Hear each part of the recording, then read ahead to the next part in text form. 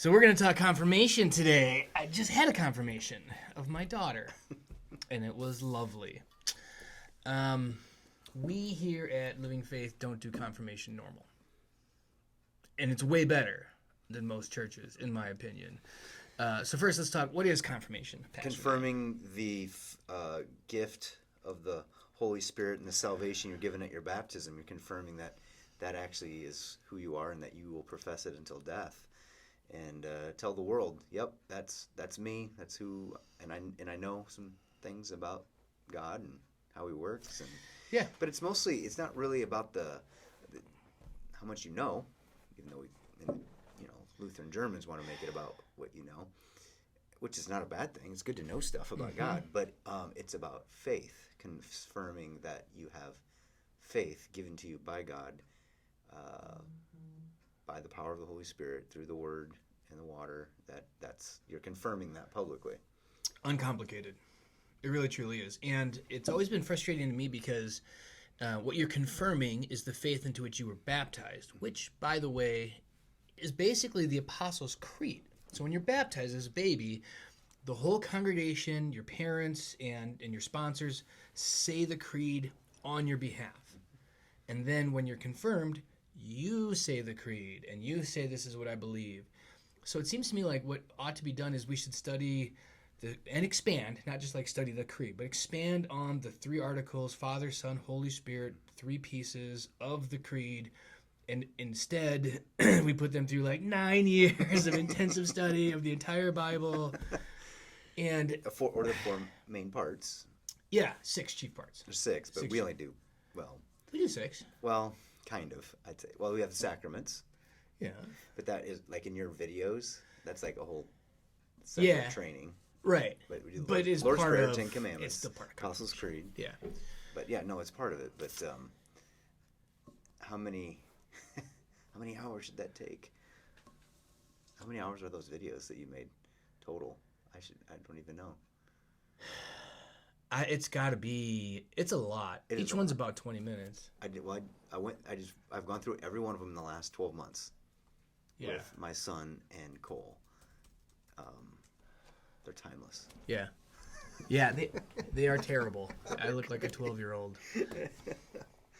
You should put that link underneath the description of this podcast to your. You know, that's a good idea. Yeah.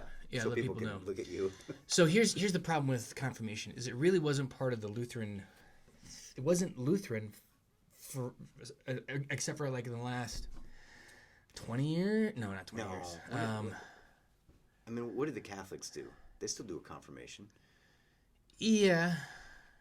Yeah, it's a Catholic thing. It's not really traditionally a Lutheran thing. Lutherans didn't really do. But we kept that as part of our tradition. Right? We didn't have it for a long time. That's I want to say it was back in like the 40s or 50s that we started doing it. It's like super recent in America. Right, because didn't Luther just wrote the small catechism so parents could instruct their children in the faith? Yes. Which is whose responsibility it is. Right. It literally says at the beginning of each of the 6 chief parts, as the head of the household should teach his family in a simple way. And then like we go, right, head of the household, the pastor should teach my kid in a complicated way. It's like we do it so backwards. So I was dead set to try and this is kind of a funny story. I was just absolutely dead set. I'm going to fix this. I'm here at a smaller church, a younger church, a less ingrained with tradition. And I said, we're going to make some changes. So I started doing some of these flips and changes, I recorded all that stuff, offered an online opportunity to just go confirmation online only. And people bit, but they didn't want to get, they didn't want to stop meeting with the pastor. And I was like, okay, let's still do that. That's fine. And we're just not doing confirmation. You can do all your confirmation on your own and then just still meet with me on Wednesday nights. And 2, they wanted one confirmation day. They wanted all of the kids getting confirmed this year on confirmation day, which is going to be May something. This is when we do confirmation. So they do it Glory Day. And that persisted for 2 years. Okay. I couldn't talk anybody into it. Then there was one family who confirmation day was set, And then they set the date for graduation. Older brother was graduating. Gramp, who's very old, can make the trip, just barely make it once. Mm-hmm. So, can we do the thing where we do the one-off confirmation that I've been saying is going to be better? Can we do that for this kid for this one reason? And I said, sure. So we had the regular confirmation, and I think it was the next week. We did the one-off. This kid's getting confirmed. I did the confirmation. Grandparents were there. It was on the day that worked for them. And that kid was the only kid being confirmed. And ever since, everybody was like, I want that. I want that for my kid. That's better than all of the kids lined up together. That is better. And I went, I told you this. I've been telling you this for years. Well, my son's going to go through this in about a month. And how great is it that like you can do it on your own time frame? Yes, and it worked out good because he's got, is there a cousin? It's my wife's cousin's son. He's coming from Colorado. What do you call him? Wife's cousin's son? I don't know. It's probably like a third cousin. Yeah, something like that. Yeah. Anyway, they've grown up kind of with my kids. He's a great guy. So when can they all travel from Colorado to here? Okay. Mm-hmm. That's we can problem figure this A. out. Yeah. Mm-hmm. So it's gonna happen. So that's how the date really got picked. Yeah.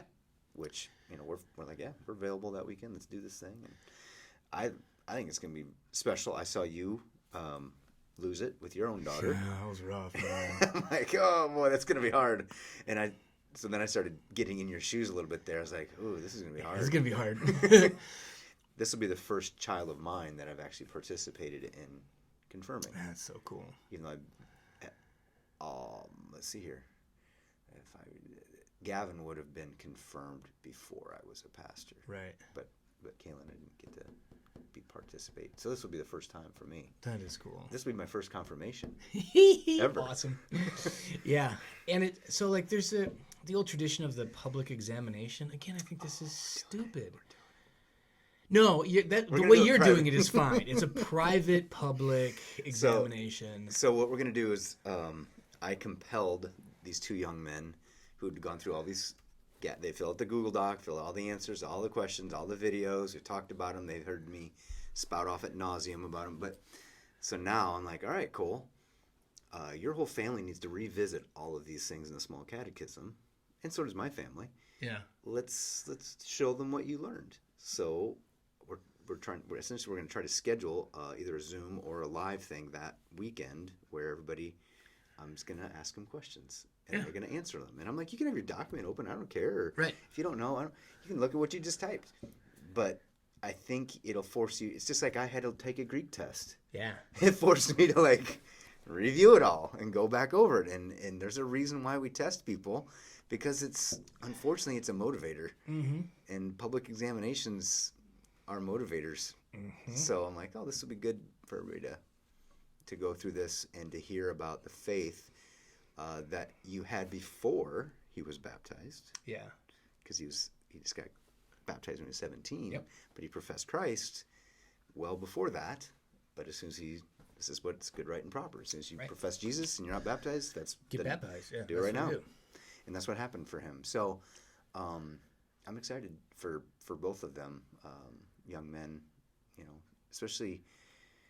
I don't know. It seems like kids grow up fast now. Yeah. Faster than we did. Oh, yeah, for sure. They're so aware. They're so connected to things that are happening around the world. I mean, my kids have things like gender and all this kind of stuff that 12-year-olds shouldn't be concerned about. But they see it on TikTok. They are forced to get an articulated worldview earlier. Yeah. Oh, 100%. Would that be right? Yeah. I think that's what it feels like to me. It's like you got to know some right answers really early in life these days. You can't just like be willy-nilly, because willy-nilly is pretty much always wrong. Yes, absolutely. Or well thought out. I mean, I've sat with my kids and been like, here's what you're saying. Let's really work on thinking this through. And they get so frustrated. Like, especially but they're young. Yeah, my they're one not supposed daughter. To think that hard. Yeah, my one daughter is very much like me and does not like the idea of being like, I am wrong. I did not think this through, and I am going to fight and find a way. to be right. Yeah, very much like me. We literally just had a bang out, drag out. It wasn't a fight. It was a long, occasionally heated conversation until 11:30 at night. It was brutal. Ooh. I was like, this is stupid. But yeah. Anyways, it's important to remember what confirmation is supposed to really be. And I think the part of the problem is we get nervous as parents to think like, my kid needs to know all of this stuff before he goes off to high school and college. My kid needs to know all of this stuff. No, your kid doesn't. Your kid needs to have a basis of faith, which is not knowledge, well-informed faith, that is some knowledge, and a basis to continue in the faith. But there is no way, like, just knowing a bunch of stuff is going to keep them in the faith. Nope. Didn't work for me. Doesn't work for the vast majority. So when I was presenting all this stuff a decade-ish ago, I just took all of the numbers of the LCMS and went, look, the numbers of confirmed kids who stay in church is like 10 to 20%. Mm-hmm. So is this working? Yes or no? Is 20%? The Barna research on this, and we mirror a lot of that Barna research. You know, you lose half-ish between middle school and high school, another half-ish again later, you know, in college, and then the difference is our generation came back at a higher rate. Yes. Now they're not coming back at the same rate. Some do. I suspect there will be, but I hope so. When we're measuring, we measured our comeback early. But the generations behind us, our early 20s or mid 20s is their early 30s. Yes, yeah, you're right. Because usually the metrics they've been using is by age 30. But there's a whole bunch of people who aren't getting married until their 30s. Not even thinking about it. Yeah. So that whole, because that's when I came back. Yeah. Like, oh, there's a life I'm responsible for. And whoa, there might be something to this. There's something besides myself in this world to worry about. Yeah. And now I'm like, oh, there's that God guy. Maybe he deserves a little more attention. Right. And I think that's what happens to a lot of people. When they get married and have kids, they mature. Absolutely. Because you have to. Absolutely. For our generation, really my generation, you're a generation ahead of me because you're a lot. I think by older. definition, we're in the same generation. Are you a Gen Xer? I'm a Zennial. I am right between Gen X and Millennial. Okay. I'm a Zennial. I mean, it is. I'm literally on the day. It's like the year. So I could be. I don't quite fit fully into Gen X, and I'm certainly not a millennial. Well, they say the whole idea of generations is breaking down because there's less isomorphic upbringing, shared experiences. There's more diversity. So the idea of generation is almost disintegrating in front of us. In fact, they call what the newest one Gen Z. Is that what they call it? Yes, I believe so. Well, we had a guy who's a world expert in it speak to us at DMAC about this. He's like, don't use that term. We're the ones who dictate when there's a new generation, and we haven't come out with that yet. Mm-hmm. But everybody does it. Right. But it was interesting to him to say that, no, the researchers are still not ready to call this one yet. Yeah, which absolutely. is just the whole generation thing is just super interesting. So the same kid growing up in suburban America, and I was just in downtown Des Moines here recently. Yeah. Very different culture. Yes. I grew up on a farm. Very different culture. Uh-huh. I had 3 channels. I bet you had more. No. You didn't? No, we never had. It was too poor for cable. Are you kidding me? Well, we couldn't even get it because we're out in the boonies. Yeah. But the diversity of experiences is, generations are kind of becoming irrelevant. Yeah. Yeah, I think so. Anyway. But yeah. But confirmation is eternal. It just isn't. We need to stop and ask ourselves: is this something that the scriptures command? No. No. Saudi Afra. Is it something that the church has done forever? No. Is it something the church has done recently, and does it have some redeeming qualities? Yes. Are those redeeming qualities what we think they are? No. Could we take this one step further? Seminary training. Ooh. Same kind of questions. Did we have seminaries in the first century? No. No. Second century? Second and third century we started getting some. There were more like monasteries and that sort of a thing. But yeah. Do you remember the history of the monastic movement? Why that happened? Did you study that in your seminary days? Sure I did, but I forgot. I remember this. I think it was Dr. Robinson down at SEM. I love the way he's a great teacher. But So, what was the goal in the first century? It was the highest thing to being a Christian. That would be martyrdom. Mm-hmm. I want to get killed in the name of, because of the name of Jesus. That's like the highest high, right? Right. Well, then they stopped doing that. So everybody's like, okay, well, I literally can't get killed for my faith. So what could I do instead? Monasteries. Yeah. I'm going to go out in the desert and I'm just going to deny my flesh. I'm going to deny myself of everything. And that's going to be my sacrifice. Yeah. And this is how the monastic movement started. Really a bad idea. It is. It's Yeah. really bad. I'm going to engage the world by sitting out on a stump in the desert. Wow. Bringing the light of Jesus to the world there. Now, from the communities that developed, we actually got some great studies. For some sure, great yeah. stuff They out became of it. centers of culture and Yeah, life. And throughout yeah. Europe, they were magnificent vestiges of just culture and Yeah. God. And they were the highest point of the culture. Yeah, absolutely. But it's still the point remains that what is required of a pastor, and I think that the LCMS has this beautiful tradition of very high academic standards for their pastors. Which I barely cleared. I'm barely smart enough. And that's a great thing. And it's always a little bit frustrating to me when I talk to other people, other pastors. Like a lot of people who know a pastor, like, yeah, he's got like, a bachelor's degree in Jesus. And I'm like, okay, that's not what I have. Like I have something. Nobody, I just brought this up to 2 people in this church this last week. Mm-hmm. I tried to describe, no, who was I talking to? No, yeah, they were not in this church. It was a friend at a graduation. I tried to describe, I'm like, all the LCMS pastors have essentially 100 graduate credits and multiple languages. And this takes, it's like getting beyond a PhD in the secular world. Every pastor has this, except for this one. And I'm like, nobody has a clue how much that is. That's just so beyond people in academia. When I describe it to them, they're like, oh, Yeah. like they're called doctor. Right. Oh, okay, you had 72 graduate credits. Good job. Uh-huh. You're only 3/4 of the way to an MDiv. You have to write dissertations, but you have to like expand the world's knowledge or anything. But the training is so high and intense. Yeah. I think. It is. No, it is. It's beyond just about anything I'm aware of as far as the most highly trained pastors are in the LCMS, and we pride ourselves on that. Is that required? Is it even beneficial at some point? I don't have that. Right.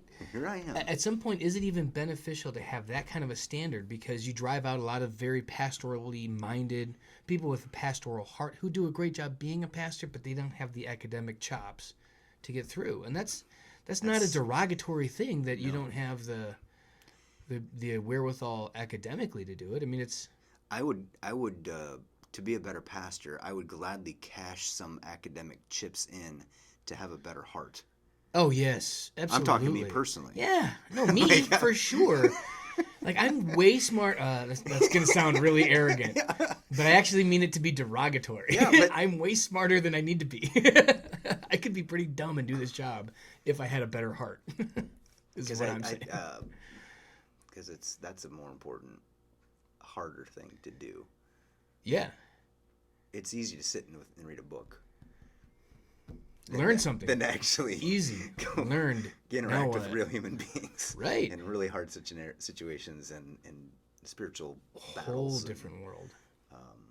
Yeah. Anyway, Yeah. It's a so I think we've been that confirmed. we've been confirmed, and that doesn't matter.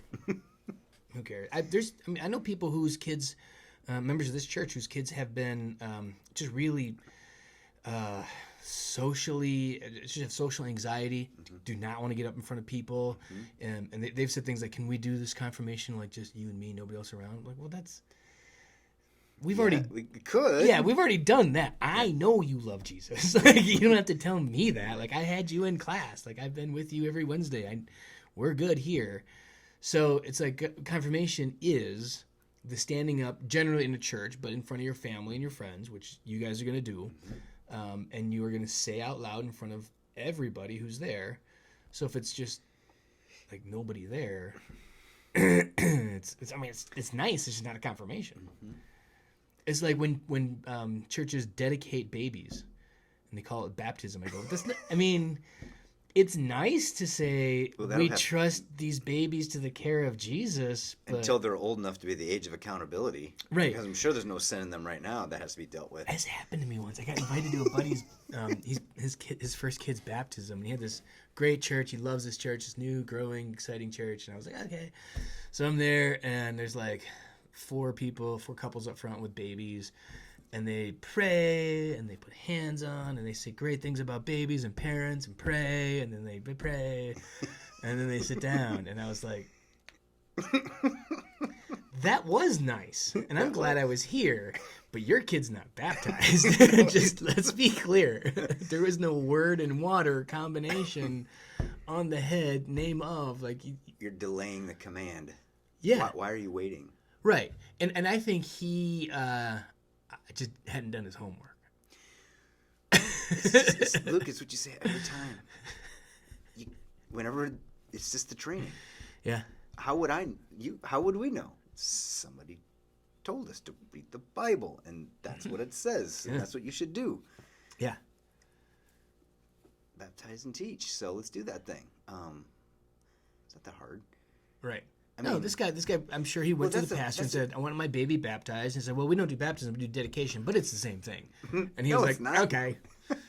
Like he just didn't, that's fine. Okay. I was, those confessional Lutheran things on Facebook, somebody was asking because the Mormons use the formula, Father, Son, Holy Spirit, is it valid?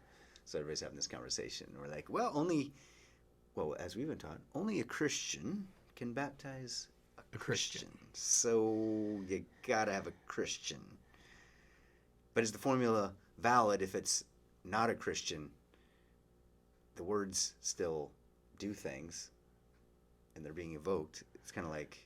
Well, and it's an interesting conversation if you've been baptized by a Christian, but you're a Mormon, are you a Christian? Yeah, Mormons aren't Christians. No, I know, but like if I was baptized by a Mormon, and now in fact, we actually had this in our church. Yes. And then they convert. But they didn't know they were converting. Is the interesting thing. Yes. Because they were like marginal, and they weren't even Mormon. They were like the close offshoot of the Mormon church that's down in Missouri still. So they're like Mormonish. But like... Mormonish, I like it. Yeah, it was... The Book of Mormonish. Yeah. And they thought they were Christians, and they didn't go to church much there. And when they did go, they read the Bible, and they sang some songs about Jesus. And they're like, okay. Yeah. But they didn't get into it. And then they got here, and they kind of got into it. And they're like, yeah, songs about Jesus, reading the Bible, this is the thing I do. And I'm like, yeah, so we're talking, and they tell me where they're from. And I was like, oh, there's a really big, I forget, it's like the Independence Church or something. I think it's in Independence, Missouri. Whatever it is. And I was like, oh, yeah, there's a big population of there. It's like, oh, yeah, that's where I went to church. And I was like, oh, shit. So you're not Christian. I mean, you are. Yeah. But now you said there's even a rite of baptism for people if they're not sure. Yes, and so this is the conversation I had. I had to do research. I was like, okay, so the baptism that they did is probably not valid. Like most people are going to agree with that. But now they are Christian by virtue of their confession, which is like a confirmation. So they should be baptized then. They confirmed that the faith into which they were not baptized has become their faith. Truly miraculously. Like, this is just a great story. And then it was like, okay, yeah, let's go back and do this. And the rite of baptism in that case is essentially to say, if then you are not baptized, I baptize you in the Father, Son, and Holy Spirit. So it's almost like we're saying, like, no, like if God is like, no, they were baptized, it worked, like because of their faith, it validates the thing that happened. Like if we find out something in heaven, I'm like, I said if, it's fine. I didn't rebaptize anybody. Because you said there's like in Africa, refugee kids who show up. Yeah, and nobody was there to witness, and nobody knows who they are. Right. So we're not sure. So we should do this thing. Yeah. If thou art not baptized, I found an old liturgy. If thou then are not baptized, I baptize you in the name of the Father, Son, and Very Holy cool. Spirit. Yeah, because you just don't know. And it was kind of a refugee situation. I've had a few scenarios where I've worked with young couples, Mm-hmm. and they were kind of like, I think I am, but I'm not sure. And they had to go ask. Yeah. And then they found out, yes, I am. I'm like, well, this is a good thing for you to know and for me to know. So, This is, but this is going to Yeah. become more common. yeah. We had the godparents of one of my kids, when they were getting ready to be baptized, I was like, will you be godparents? Yes. Talked to his family's all excited, told his mom, and his mom was like, I actually have been meaning to talk to you for the last 35 years that you're not baptized. And he was like, what? So at the triplets baptism, I baptized him and then the kid. It was awesome. I have so great. many crazy cool That's stories like great. that. Like Oh, my. a wedding in the middle of at the end of a church service on Sunday. I mean, just like fun stuff like that I get to do because this church is so fun and flexible. But yeah, it was a hilarious moment. And that is actually, that was I think I've said this before. That was the second time this happened to me. The first time I was on vicarage and I was teaching 7th grade confirmation.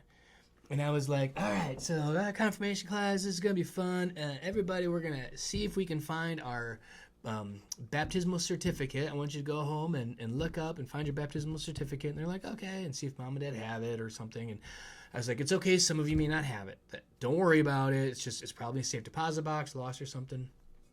The teacher, in her late 50s, called her mom and was like, is there any chance I could get that? Because that'd be great. And her mom was like, oh, we didn't baptize you. The teacher at a Lutheran grade school in 7th grade found out at late 50s She wasn't not baptized. baptized. Oops. Are you kidding me? That's hilarious. That is funny. Like, yeah. Anyways, So she got baptized. yeah, after her confirmation 40 years ago. It was awesome. Well, maybe it's good to have these confirmation classes just so we have these kind of conversations. You know, it is. And I'm not opposed to confirmation. I'm opposed to this is how we have to do confirmation. I'm even opposed to the gown and stuff like that. But you'll notice all my kids have worn it because I do not run my family. I'm That's going to be in the same boat. yeah, that's a Joni thing.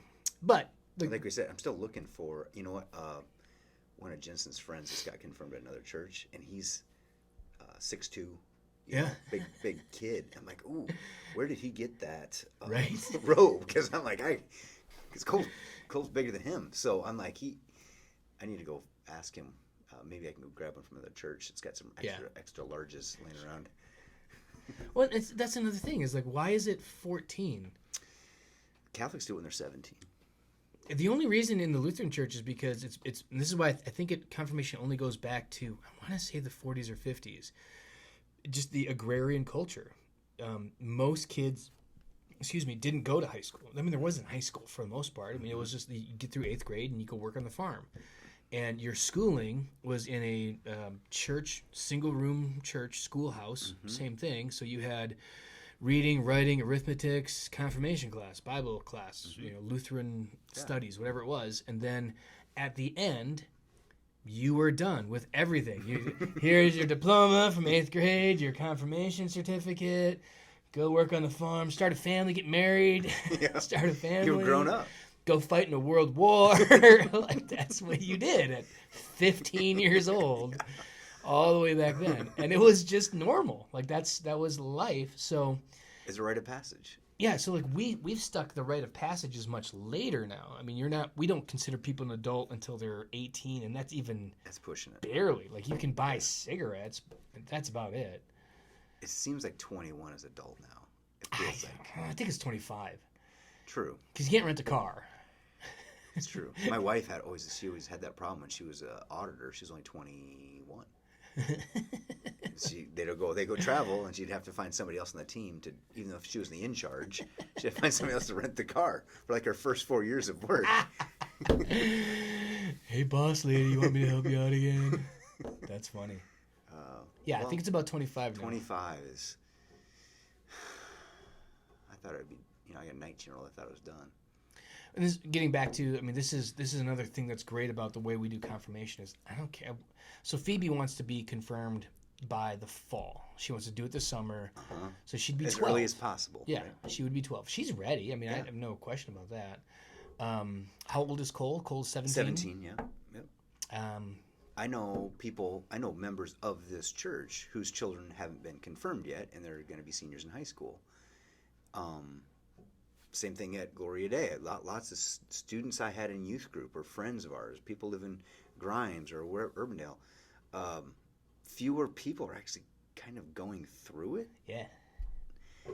and they're still faithful Christian Yes. folks. They just haven't gone through this thing with their pastor, their parents, And honestly, and the ceremony. I have seen a lot of kids get confirmed that, based off of the standards, shouldn't be confirmed. We get to that point, and you look at mom and dad, and they're like, he's getting confirmed with his class, right? And I'm like, I mean, he's got to get this work done. Like, I literally, one of my favorite moments ever. I'll never forget. Young pastor, sitting in my office. Mom and dad and kid are there. Kid likes confirmation enough, but he's also a very talented soccer player. Mom and dad have him in, kind of a wealthy family, have him in every soccer league. I mean, this kid wakes up at 2 a.m. and starts kicking a ball and doesn't stop until midnight. I mean, it's just, and he's very talented. And so they were like, he can't do confirmation because we didn't have the system we have. Yeah. He had to be there on Wednesday nights. Can't ever make confirmation. And I was like, okay, so he's not going to be confirmed. I bet that went well. Yeah, no, I'm like, what do you want me to do? Like, wave a magic wand and put the information in his head? Like, what do you want from me? And it just like, it kind of went back and forth. And I was just young and dumb enough and like static enough. And I just was like, I don't understand the confusion here. If you don't want him to be confirmed, you're not hurting my feelings. They're like, no, it's not your feelings. I want it. Like, all of our family have been confirmed. Blah, blah, blah. And I'm like, okay, so he should come to confirmation. If it's that important. And then they're like, no, but he's got soccer. I go, well, if soccer is more important, then he should do that. I bet that didn't land Dad well. was so pissed. Like, I could just see him. He wanted to come across the desk at me, but I was a lot bigger than him. So I was just like... what do you want me to do? So You hand him the small catechism and say, get to work. I gave that as an option. I said, listen, I can give you all of this because we what was it called? The confirmation curriculum, Head to Heart. Yeah. I think it was Head to Heart. I think that was the name of it. Confirmation curriculum. Here's the slides. Here's the teaching things. Normally they would come here and they would get a large group presentation. Here's the content for that. So you have to do that. And then break off in these small groups, and you're going to do that. And then you got to sign off on all these things and fill out all this paperwork and do all of these questions and all this homework that he would normally do just on a Wednesday night. Mm-hmm. But you can do all that yourself. And they were like, no. And I said, okay, so he's not going to get confirmed. So what happened? Did he get confirmed? No. And when they left the office, like 2 days later, Carl Gaelic opens my door and he goes, oh, what's the other name? He's like, what did you do to that family? And I was like, I didn't do anything. Yeah. He completely had my back on it. He was like, well, yeah, that's stupid. Yeah. Well, now people just don't even have the argument. They just don't do it. Right. Well, and now it is. You can do this. And that's another great thing. I've had kids literally so stacked up with soccer and all of these other things that their parents have been like, cool, here's your window. You're going to do this break, spring break, summer. It wasn't even summer break. I think it was like a month of summer break, Christmas break, spring break. You're going to do that twice. Mm-hmm. Get it done, get confirmed. Did it. Mm-hmm. Perfect. Yeah. We've been doing ours online through Discord, the gaming platform, through Discord for a year. Yeah. About once every week or two. Yeah. Just kind of chipping away at them. And that worked fine, synchronous online. Yeah. That way. So there's really no excuse now. No. It is either more or less important than soccer. But even like if you're playing soccer literally year-round in the snow. You can still get this done. I think that's great. Yeah. It's great. That's what I'm saying. You should put the link to the videos so people can Okay. get confirmed. All right, let's do that, and we'll see you guys next week.